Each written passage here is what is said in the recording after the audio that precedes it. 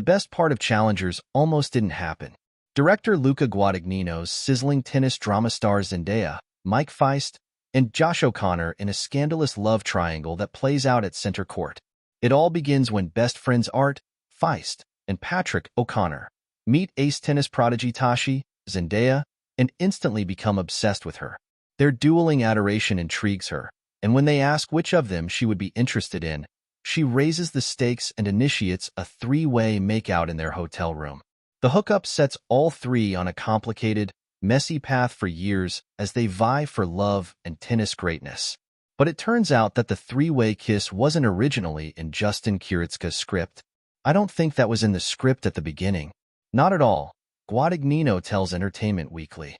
We discussed at length with Justin the concept that the triangle needs to flesh out the possibility that all the corners touch, that if you're jealous of someone, you're not jealous of your partner, you're jealous also not to be picked by the rival. You want to be the object of the affection of the rival, so you're jealous of not being part of it as much as you are jealous of your partner being chosen. The script did change, Feist confirms. The script that I think we all initially read before actually signing on and agreeing to the project is different than once we agreed to do it. Zendaya agrees, adding, "Yeah, there were some drafts. Luca and Justin worked on the script in Italy before we even all got together.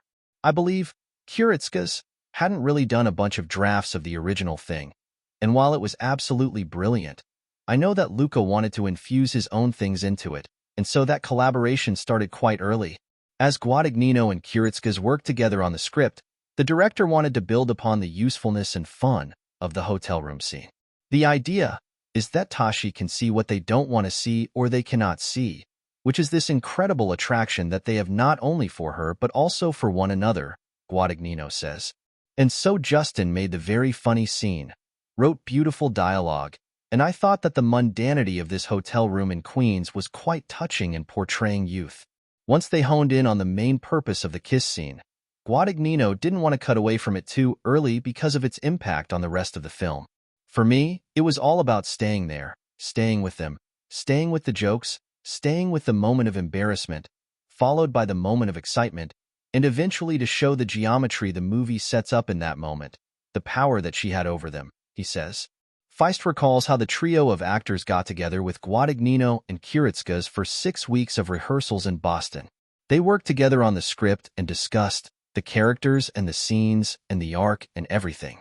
He continues, Luca had very firm ideas in terms of what should change, how it should change, why it should change in certain aspects, how to add things, how to add layers and complications of aspects of the story and these characters without actually changing dialogue so much, but putting them in situations that allow the characters to show themselves and how do they react within a certain kind of situation, and as to why they do that as well.